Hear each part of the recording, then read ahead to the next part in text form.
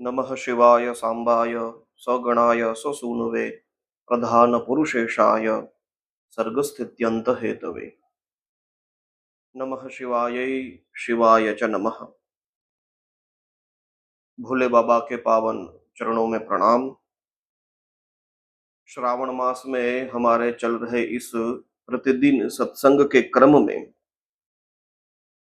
शुक्राचार्य जी द्वारा स्तुति किए गए अष्टमूर्ति स्तव स्तोत्र के द्वारा जो शिव महापुराण में प्राप्त है, उनमें से भगवान को जल रूप कह के, महादेव जी को जल रूप बना के बताया है। वैसे तो जलधारा प्रियो शिव, ऐसा कहते हैं, शिव जी को जलधारा अति प्रिय है। तो आ, कुछ न मिले तो केवल एक लोटा जल की धार, इतने से प्रभु प्रसन्न हो जाते हैं। तो वे स्वयं भी जल रूप ही है। वे जल रूप होकर संपूर्ण पृथ्वी को पवित्र करते हैं, क्योंकि कहा गया है आपः पवित्रम परमम पृथिव्याः। इस पृथ्वी पे जल सबसे पवित्र है। और हम भी कभी अशुचि अवस्था में हो या कैसे भी अस्वच्छ हो तो अपने आप को, अपने कपड़ों को, सब कुछ स्वच्छ करने के लिए हम जल का ही तो प्रयोग करते हैं। तो महादेव स्वयं जल रूप ही है। तो इस तरह से श्री शुक्राचार्य जी स्तुति करते हैं। अष्टमूर्ति स्तव स्तोत्र में कहते हैं, पानीय रूप परमेश जगत पवित्र, चित्रम विचित्र सुचरित्र करोसि नूनम, विश्वं पवित्रममलं किल विश्वनाथ, पानीय गाहनत एतदतो नतोऽस्मि। कहते हैं, पानीय रूप, हे महादेव आप जल स्वरूप है। परमेश, आप परमेश्वर है। और विचित्र सुचरित्र करो असि नूनम, आप बड़ी ही चित्र विचित्र लीलाएं करते हैं। श्री शिव महापुराण में भगवान महादेव की अद्भुत लीलाएं बताई गई है।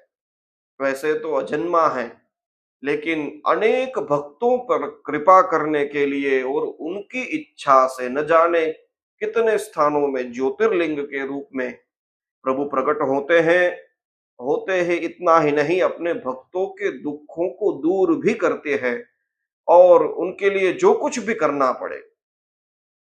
भागवत में तो एक कथा ऐसी भी आती है कि बाणासुर के लिए भगवान महादेव उनके द्वार पे द्वारपाल बन के खड़े हो गए थे। तो ये बड़े भोले बाबा हैं, तो भक्तों के लिए ये कुछ भी कर सकते हैं। तो उनकी जो लीला है, उनके लिए कहते हैं कि ये विचित्र सुचरित्र का रहा।